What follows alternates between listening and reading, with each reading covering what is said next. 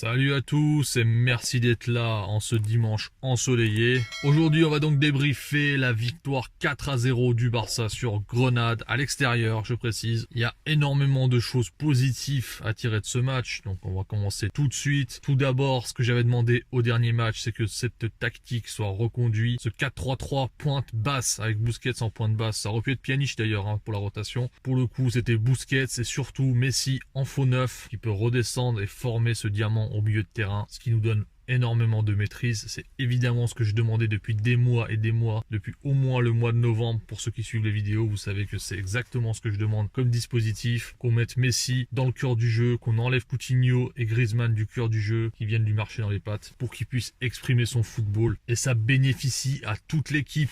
Lionel Messi, quand il est mis dans ces conditions, il est juste extraordinaire, c'est le meilleur joueur du monde. En plus de ça, il retrouve sa précision chirurgicale. Faut dire qu'il avait plus du tout la même précision sur les frappes en début de saison. Là il commence à le retrouver, il envoie un petit bonbon dans la lucarne, il a même remarqué sur coup de pied arrêté. Au dernier match pareil, il met 2 buts, il avait mis 2 poteaux aussi, il aurait pu finir avec un quadruplé. Donc la version 2021 de Lionel Messi, c'est du très très lourd. L'autre satisfaction évidemment, donc c'est le match de Busquets. Ce n'est pas non plus une masterclass, mais c'est un match très sérieux de sa part. Il a été très précieux dans les relances. Mingueza et Umtiti étant trop timides, c'est souvent lui qui est redescendu entre les centraux pour nous faire bénéficier de sa vision du jeu, de sa qualité de passe pour nous aider à relancer. Il a souvent trouvé des passes entre les lignes, que ce soit vers Frenkie, Pedri ou vers Messi. Et ce n'est pas une surprise non plus parce que Busquets, on l'avait dit, on l'avait redit, ce n'était pas un joueur pour un double pivot. Si tu veux tirer le meilleur de lui, tu dois mettre un dispositif autour de lui, il faut qu'il y ait des joueurs, il faut qu'il ait des solutions de passe devant lui, entre les lignes adverses. Troisième joueur qui fait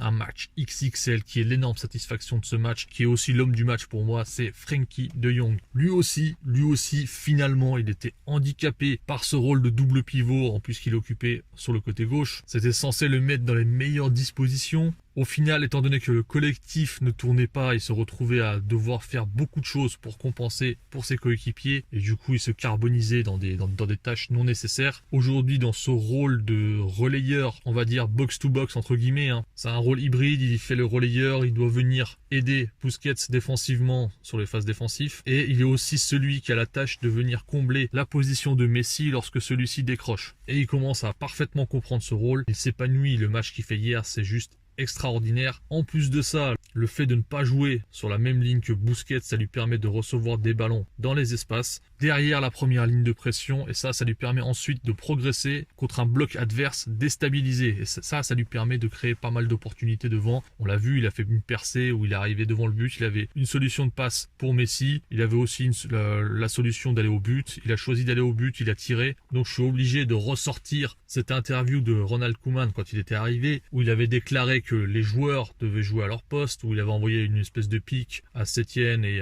peut-être à Valverde, enfin il parlait de ses prédécesseurs, comme quoi Griezmann ne jouait pas à son poste. Il avait bien précisé que Griezmann n'était pas ailier, puisqu'à l'époque Griezmann jouait souvent ailier gauche. Il avait aussi parlé de Frenkie de Jong en disant que Frenkie ne jouait pas non plus à son poste, parce qu'au Barça on le faisait jouer relayeur. Aujourd'hui on a perdu quand même 3 mois, si ce n'est plus, avec les tests de Ronald Koeman, à essayer de faire jouer un double pivot, à essayer de mettre Griezmann en 9, en 10, essayer de tout faire pour le mettre dans la meilleure disposition. Au final, ce qu'on retient, c'est que Frenkie, là où il était, c'est-à-dire en relayeur, on a sa meilleure version, et Griezmann, là où il était, c'est-à-dire pas dans les pattes de Messi, sur le côté gauche, s'il peut pas jouer le rôle de Messi, le seul rôle qu'il peut jouer, c'est ce rôle de faux ailier gauche. Et au final, c'est le système qui correspond le mieux à notre effectif, et ça, on le dit depuis des mois. Sur cette première mi-temps, le Barça va être en réussite maximale. 3-0 à la mi-temps, 3 frappes cadrées. Je fais un petit point arbitrage parce que je sais qu'on a nos amis madrilènes aussi qui nous regardent. Le premier but, alors les joueurs de Grenade réclament le hors-jeu. Au départ de l'action, Griezmann est bien hors-jeu, effectivement. Mais le fait est que Soldado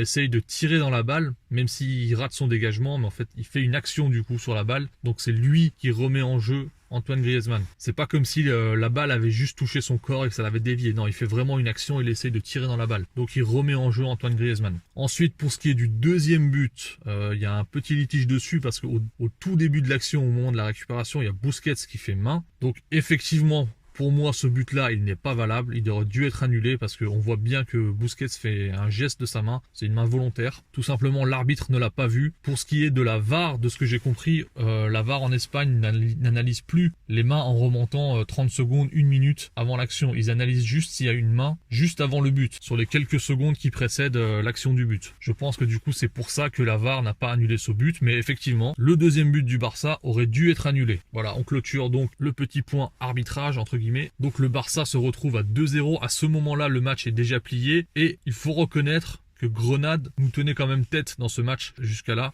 Derrière, Lionel Messi, chirurgical, il va planter le troisième but sur coup franc, somptueux. Je sais pas par où il arrive à faire passer le coup franc, mais il le fait passer et ça fait mouche. Donc ça fait 3-0 à la mi-temps. C'est très bien payé. Faut le souligner, généralement le Barça ne concrétisait pas son action, on se créait plein d'actions, mais on n'arrivait pas à marquer, à se rassurer. Dans ce match, c'est tout l'inverse, c'est un Barça en pleine réussite. Je pense pas qu'on ait 100% de réussite sur nos frappes cadrées à tous les matchs, donc faut pas se leurrer à ce niveau-là. Grâce à ce score en deuxième mi-temps, on va dérouler tranquillement. Et là, Ronald Koeman va faire quelque chose de très intelligent, c'est ce qu'on attendait de lui. Il va faire reposer ses cadres, il fait sortir Messi. Il fait sortir Frenkie, des joueurs qui ont besoin de se reposer. L'autre point très important, c'est que quand Messi sort, il fait rentrer également Braithwaite. Il ne met pas Braithwaite dans l'axe. Il demande à Braithwaite d'aller à gauche. C'est Antoine Griezmann qui vient dans l'axe pour reprendre le rôle de Messi. Donc ça veut dire que Ronald Koeman, il a enfin intégré le fait que c'est soit Griezmann, soit Messi qui joue dans l'axe. Pas les deux. Et Griezmann, en gros, doit être la doublure de Messi, le joueur qui fait souffler Messi dans ce rôle. Ensuite, derrière, il va aussi faire reposer Pedri, donc il fait rentrer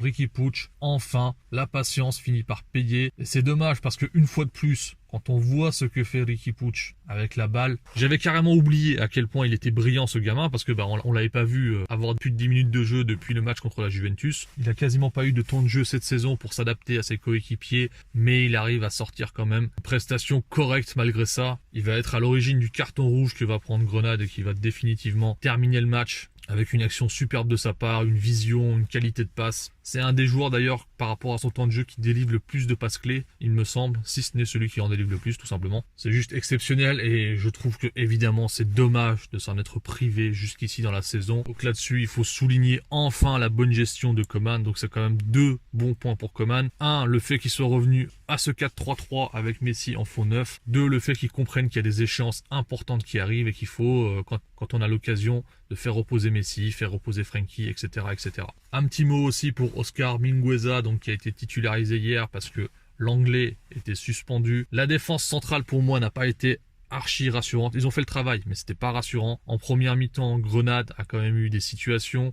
Les attaquants ont été très maladroits, mais je trouve que Oscar Mingueza, lui, il a tenu son rang. Ce n'est pas un joueur de duel comme l'est Araujo. Araujo, lui, c'est un joueur qui gagne énormément de duels, mais Mingueza, lui, c'est plus un joueur de placement, d'anticipation, et je trouve que là-dessus, il a très bien fait le travail, donc ça a souligné. Il a aussi une qualité de relance, mais je le trouve beaucoup trop timide encore avec la relance. Parfois on le voit avancer, faire plusieurs mètres, puis il refait une passe en retrait, il recule, il hésite. Je pense qu'il pourrait faire beaucoup mieux à ce niveau-là dans la relance, il en a les qualités en tout cas. Voilà, c'est tout pour cette vidéo de débrief pour le prochain match. Évidemment, on espère de la continuité, ça va être contre la Real Sociedad. Allez, prenez soin de vous, ciao!